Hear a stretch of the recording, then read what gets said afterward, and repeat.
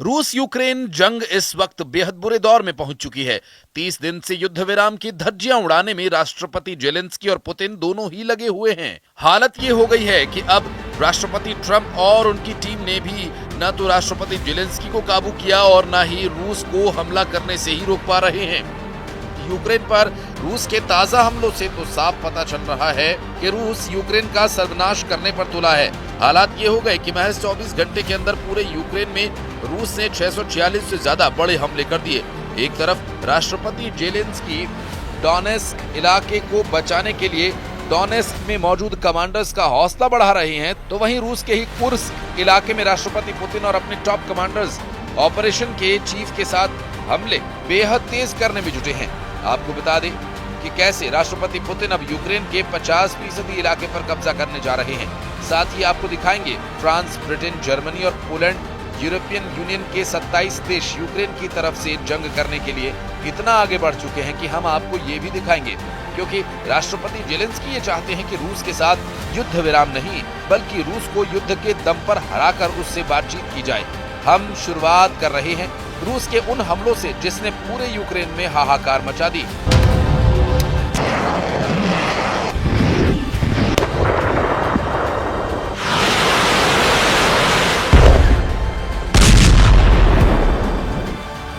आखिर ऐसी क्या वजह है कि राष्ट्रपति पुतिन से 90 मिनट तक फोन पर बात करने के बाद पुतिन ने अचानक यूक्रेन पर हमला तेज कर दिया, जबकि दावा ये किया जा रहा था कि पुतिन और ट्रंप शर्तों के साथ 30 दिन के युद्ध विराम को लेकर लगभग राजी हो चुके थे।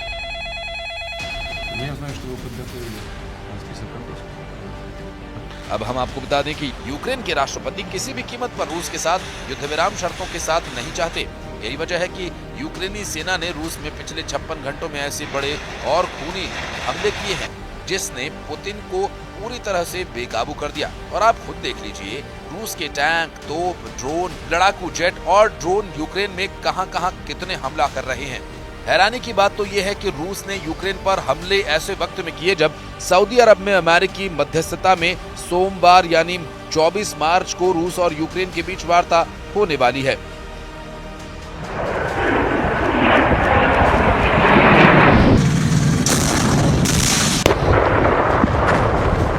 आप रूस के गुस्से का इसी से अंदाजा लगा सकते हैं कि रूसी सेना की मिसाइल्स और ड्रोन बिगड़े यूक्रेन के कई इलाकों के चीथड़े उड़ाकर रख दिए, जबकि रूस के लड़ाकू विमानों ने यूक्रेनी सैन्य ठिकानों और मोर्चों पर बेतहाशा बम और मिसाइलें दागी। महज 24 घंटे के अंदर यूक्रेन के अंदर रूस ने 646 हमले किए। अकेले कीव पर ही 10 सेकंड में 4 बड़े आत्मघाती ड्रोन अटैक हुए। रूसी दावों के मुताबिक उनके हमले में यूक्रेन की ऊर्जा सुविधाओं और नागरिक बुनियादी ढांचों को भारी नुकसान हुआ है। यूक्रेनी सेना ने यह भी माना कि रूस के हमलों में 50% तक की बढ़ोतरी देखी गई है। यूक्रेन सेना का दावा है कि रूस ने लगातार 5 घंटे तक हवाई हमले किए। 5 घंटे तक हवाई हमलों में सबसे ज्यादा नुकसान यूक्रेन की राजधानी कीव, बंदरगाह शहर ओदेसा को हुआ है, जबकि पिछले 7 दिनों से रूस ने यूक्रेन के जापोरिज्जिया और खिरसोन पर तेजी से कब्जा करने के लिए पूरी ताकत झोंक दी है। कीव पर रूस के हवाई हमलों से भारी नुकसान हुआ है। रूस के ड्रोन अटैक में 3 बच्चों की भी मौत हुई है, जबकि एक 5 साल का बच्चा भी हमले में मारा गया। 20 से 25 मंजिला 2 इमारतें रूसी हमले में पूरी तरह से तबाह हो गईं। कीव के मेयर विटाली किल्स्को का दावा है कि ऊंची अपार्टमेंट इमारतों में आग लग गई है। यूक्रेन के क्षेत्रीय गवर्नर वादिम फिलाशकिन का कहना है कि रूसी गोलीबारी में पूर्वी यूक्रेन शहर पोक्रोवस्क में 3 लोगों की मौत हो गई, जबकि यूक्रेन क्रामाटोर्स्क और रूस के दक्षिण क्षेत्र रोस्तोव में भयंकर ड्रोन हमले हुए हैं। रूसी सेना के तूफानी हमलों ने सारे रिकॉर्ड्स तोड़ दिए। पिछले 24 घंटे में पूर्वी यूक्रेन, दक्षिणी यूक्रेन और पश्चिमी यूक्रेन पर सबसे प्रचंड हमले रूसी सेना की तरफ से किए जा रहे हैं।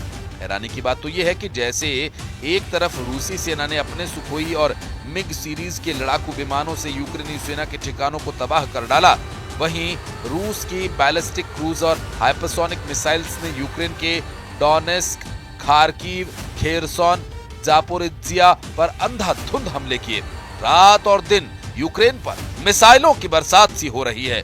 यूक्रेनी सेना इस वक्त रूसी सेना के हमलों के सामने निहत्थी साबित हो रही है, क्योंकि अमेरिका ने अपने सैटेलाइट और जमीनी खुफिया नेटवर्क को यूक्रेन के लिए बंद कर दिया है, जिसकी वजह से यूक्रेनी सेना रूसी सेना के सामने अब अंधी हो चुकी है। यूक्रेनी सेना को हमला करने वाले रूसी जेट्स, मिसाइलें, रॉकेट और ड्रोन के सही पोजीशन का पता ही नहीं चल पा रहा, जिसकी वजह से यूक्रेन रूस हमलों में पूरी तरह से तबाह हो गया। हम आपको रूसी हमलों से जलते यूक्रेन की बर्बाद और विनाश की तस्वीरें दिखाने जा रहे हैं, जिसने यूक्रेन से लेकर पूरे यूरोप तक में कोहराम मचा दिया है।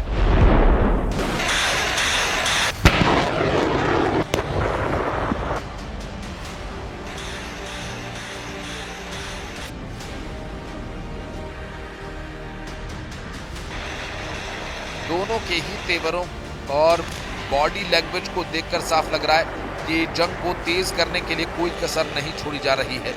और यूक्रेन के डोनेस्क में राष्ट्रपति जेलेंस्की ने 22 मार्च को अपने टॉप कमांडर के साथ मोर्चों पर जायजा लिया और फिर कमांडर्स के साथ मीटिंग की। ठीक इसी तरह से राष्ट्रपति पुतिन ने 12 मार्च को ही रूस के कुर्स्क क्षेत्र का दौरा किया। फौजी वर्दी पहने हुए पुतिन के तेवरों को देखकर साफ लग रहा है कि वो यूक्रेन पर जरा भी रहम नहीं करने वाले।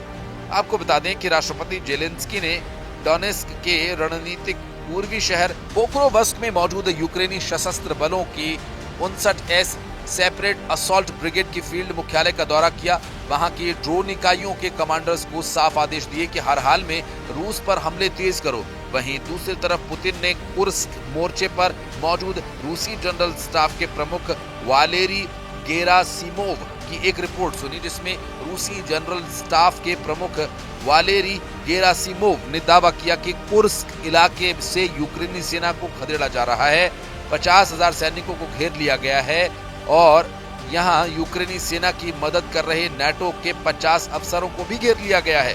कुल मिलाकर पुतिन और जेलेंस्की दोनों ही एक दूसरे के खून के प्यासे हो चुके हैं। पूर्ण युद्ध विराम का सौदा एक हफ्ते से टेबल पर है। युद्ध विराम नहीं हो पा रहा क्योंकि पुतिन इस प्रस्ताव को स्वीकार नहीं करते, इसलिए हमें रूस पर दबाव बनाने की आवश्यकता है। भयानक गर्जना के साथ दहाड़ते हुए यूरोप के फाइटर जेट्स रूस से सीधी जंग के लिए तैयार हो रहे हैं। पश्चिमी मीडिया का दावा है कि फ्रांस, ब्रिटेन, जर्मनी, पोलैंड जैसे देशों को खुफिया जानकारी मिली कि रूस बेहद तेजी से यूक्रेन के साथ साथ रूस से सटे यूरोपीय देशों को तबाह करने जा रहा है। दावा तो यहां तक किया जा रहा है कि नाटो देशों के हजारों टैंक, तोप, मिसाइलें और सैकड़ों फाइटर जेट्स, इसमें रफाल, मिराज और यूरो फाइटर जेट्स शामिल हैं। रूस में सुखोई और मिग सीरीज के लड़ाकू विमानों से आमने सामने की डॉग फाइट के लिए तैयार हो रहे हैं। जो जानकारी मिल रही है उसके मुताबिक रूस ने बड़ी तेजी से अपने लड़ाकू विमानों, हेलीकॉप्टर्स, मिसाइल और ड्रोन से यूक्रेन के साथ साथ नाटो देशों को निशाने पर लिया है। देखिए क्यों यूरोप के देशों ने रूस के हमलों को देखते हुए आपातकाल में तुरंत 120 फाइटर जेट्स यूक्रेन और बाल्टिक देशों को बचाने के लिए झोंक दिए।